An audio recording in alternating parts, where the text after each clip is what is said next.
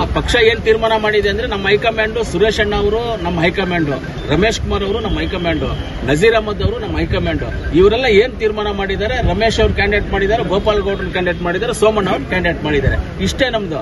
ಹೋಗೋರು ಹೋಗ್ಬೋದು, ಅವ್ರವ್ರ ವೈಯಕ್ತಿಕವಾಗಿ ಅವ್ರು ಮಾಡ್ಕೋಬಹುದು, ನಮ್ಗೆ ಅದಕ್ಕೆ ಸಂಬಂಧ ಆಗಿಲ್ಲ. ನಾವಂತೂ ನಮ್ಮ ಹತ್ರ ಯಾರು ಕೇಳಿಲ್ಲ, ನಮ್ಮ ಹತ್ರ ಮಾತಾಡಿ ಪ್ರಸಾದ್ ಬಾಬು ಅವರು ನನ್ನ ಹತ್ರ ಕೇಳಿದ್ರು, ನಾನು ಹೇಳಿದ್ದೆ ಆಗೋದಿಲ್ಲ. 2 ಲಕ್ಷ ರೂಪಾಯಿ ನಾನು ಕೊಟ್ಟಿದ್ದೇನೆ. ಅದಕ್ಕಾದ್ಮೇಲೆ ರಾಜೇಂದ್ರ ಸೋತ ಮೇಲೆ ಅಂತ ಯಾವುದೂ ಇಲ್ಲ. ಕೋಲಾರಲ್ಲಿ ಆಗ್ಬೋದು, ಮುಳಬಾಗ್ಲಲ್ಲಿ ಆಗ್ಬೋದು, ಈ ತರದ್ ಯಾರು ರೈತರನ್ನ ಕಾಪಾಡಿಕೊಳ್ಳುವಂತ ಕೆಲಸ ನಾನು ಮಾಡಿದ್ದೀನ ಇಲ್ವಾ ಅನ್ನೋದನ್ನ ನೀವು ಕೇಳ್ಕೊಳ್ಳಿ. ಪತ್ರಕರ್ತರು ಕೇಳ್ಕೊಳ್ಳಿ, ಜನನೂ ಕೇಳ್ಕೊಳ್ಳಿ, ವೋಟರ್ಸು ಕೇಳ್ಕೊಳ್ಳಿ, ನಾನು ಮಾಡಿದ್ದೀನ ಇಲ್ವಾ ಅಂತ. ಅದೇ ವಿಷಯವನ್ನ ಇವತ್ತು ಕೋಲಾರಲ್ಲಿ ಮಾಡಬೇಕು. ಕೋಲಾರ ರೈತರನ್ನ ಕಾಪಾಡ್ಕೋಬೇಕು, ಕೋಲಾರ ರೈತರಿಗೆ ಒಳ್ಳೆ ಅಭಿವೃದ್ಧಿ ಆಗಬೇಕು ಅನ್ನೋ ಒಂದು ಉದ್ದೇಶ ಮಿಲ್ಕ್ ಯೂನಿಯನ್ನಲ್ಲಿ ನಮ್ಮ ಉದ್ದೇಶ ಇದೆ. ಅದರಿಂದ ಇವತ್ತು ನಮ್ಮ ನೈಋತ್ಯಕ್ಕೆ ನಾಗನಾಳ್ ಸೋಮಣ್ಣ ಹಿರಿಯರು, ಕೋಆಪರೇಟಿವ್ ಡಿಪಾರ್ಟ್ಮೆಂಟ್ ಒಳ್ಳೆ ಅನುಭವ ಇರುವಂತವರು, ಕೋಆಪರೇಟಿವ್ ಡಿಪಾರ್ಟ್ಮೆಂಟ್ ಅನುಭವದಲ್ಲಿ ಮುಂದುವರಿಸಿಕೊಂಡು ಬಂದಿರುವಂತವರು, ನಮ್ಮ ಚಂದ್ರಮಲ್ಲೆ ರಮೇಶ್ ಅವರು, ಇವರು ಕೋಆಪರೇಟಿವ್ PLD ಬ್ಯಾಂಕ್ ಅಧ್ಯಕ್ಷರಾಗಿದ್ದವರು, ಇವಾಗ VSNN ಅಧ್ಯಕ್ಷರಿದ್ದಾರೆ, ಜಿಲ್ಲಾ ಸಹಕಾರಿ ಯೂನಿಯನ್ ಅಲ್ಲಿ ಇದ್ದಾರೆ, ಮಿಲ್ಕ್ ಯೂನಿಯನ್ ಅವ್ರ ಊರಲ್ಲಿ ಪ್ರೆಸಿಡೆಂಟ್ ಇದ್ದಾರೆ, ಇವತ್ತು ಇದಕ್ಕೂ ನಿಂತಿದ್ದಾರೆ.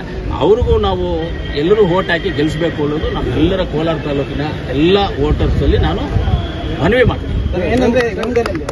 ಗೊತ್ತಿಲ್ಲ, ನಮ್ಮ ಪಕ್ಷ ಏನ್ ತೀರ್ಮಾನ ಮಾಡಿದೆ ಅಂದ್ರೆ ನಮ್ಮ ಹೈಕಮಾಂಡ್ ಸುರೇಶ್ ಅಣ್ಣ ಅವರು ನಮ್ಮ ಹೈಕಮಾಂಡ್, ರಮೇಶ್ ಕುಮಾರ್ ಅವರು ನಮ್ಮ ಹೈಕಮಾಂಡ್, ನಜೀರ್ ಅಹಮದ್ ಅವರು ನಮ್ಮ ಹೈಕಮಾಂಡ್, ಇವರೆಲ್ಲ ಏನ್ ತೀರ್ಮಾನ ಮಾಡಿದ್ದಾರೆ, ರಮೇಶ್ ಅವರು ಕ್ಯಾಂಡಿಡೇಟ್ ಮಾಡಿದ್ದಾರೆ, ಗೋಪಾಲ್ ಗೌಡ್ರನ್ನ ಕ್ಯಾಂಡಿಡೇಟ್ ಮಾಡಿದ್ದಾರೆ, ಸೋಮಣ್ಣ ಅವರು ಕ್ಯಾಂಡಿಡೇಟ್ ಮಾಡಿದ್ದಾರೆ.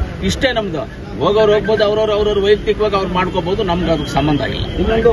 ನಾವಂತೂ ನಮ್ಮ ಹತ್ರ ಯಾರು ಕೇಳಿಲ್ಲ, ನಮ್ಮ ಹತ್ರ ಮಾತಾಡಿ ಪ್ರಸಾದ್ ಬಾಬು ಅವರು ನನ್ನ ಹತ್ರ ಕೇಳಿದ್ರು, ನಾನು ಹೇಳಿದ್ದೆ ಆಗೋದಿಲ್ಲ.